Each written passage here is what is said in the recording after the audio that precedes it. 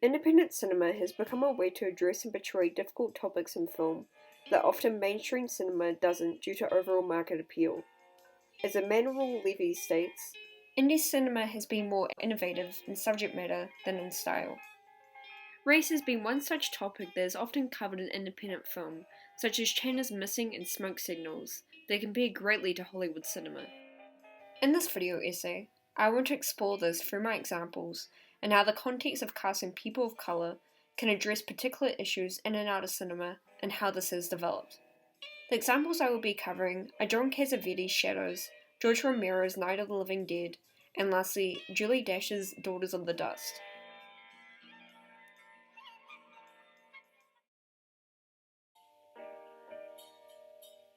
The first film in this case study is the 1959 film Shadows, where the audience follows the lives of the three main characters, Leila, Tony, and Hugh. The time that this film was made in is important to note, as racial tensions were extremely high, with marginalized people having to fight for a voice. This is especially prevalent in Hugh's storyline, which deals with his fight between his integrity as an artist. I've been a singer in this business for 10 years. I have never introduced a girly line in my life. And being forced to conform. Okay, there you go. However, Hugh fights to the very end by seeing instead of presenting the girly line. As Hugh himself puts it, I'm a singer. Nobody seems to get that. And singers sing. I mean, that's it. That's all. His voice and art ends up being silenced by a parade of attractive white women dancing in spectacle. Good evening, ladies and gentlemen. On my way here tonight, I wondered what... This is not meant to make Hugh look like a fool to the viewer, but instead meant to look sympathetic, as indie cinema strives for emotional engagement. The film uses this to critique the disregard of black characters in cinema, such as Golden Era Hollywood's fixation on young women in spectacle. As Adelaide Funama states, the Hollywood film industry, from its inception, has been extremely exclusionary, and at times even hostile towards black representation. These short scenes of Hugh are able to effectively represent how dismissed black voices can be, both in and out of cinema.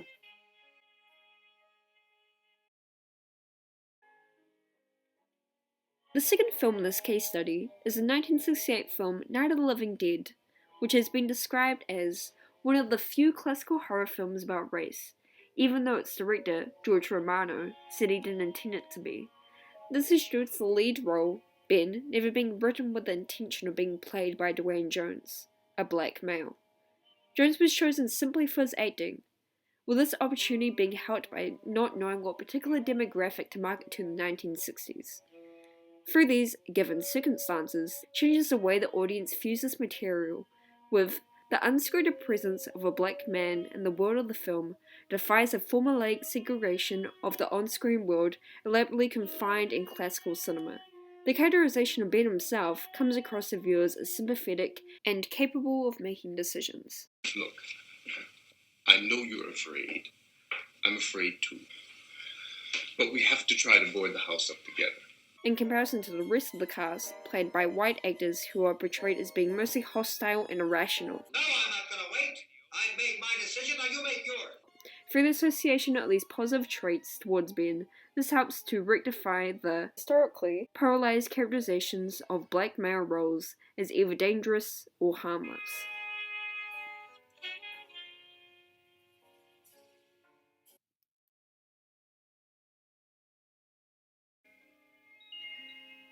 The last film in this case study is the 1991 film Daughters of the Dust, which has been considered one of the most important independent films, due to its portrayal of African Americans. In contrast to the other films in this case study, the film was made by a black woman, Julie Dash, which allows her story to focus more deeply on the experiences of black people. The film, through this perspective, radically revises and reconstructs the African American screen identity and history. Daughters of the Dust uses its portrayal to look towards the future informed by a multi-generational perspective. One such perspective, Nana, represents the older generation. We carry these memories inside of we. Do you believe that those hundreds of Africans right here on this other side will forget everything they once knew? Who has escaped from hardships with her hands literally being stained from the past. From slavery to freedom. The younger generations, such as Viola, want to be part and embrace the modern world instead of turning away from it. No! This is a new world we're moving into. And I want my daughters to grow up to be decent somebodies. At the end of the film, Nana comes to greater understanding and allows those around her the choice to move on. My life, nigh done. And yours just a start. And I ain't gonna live so long time to see what become of all you Negro people who are free. The film itself doesn't shy away from the problems that African Americans have faced, but it also remains optimistic in the future that its young generation can still have.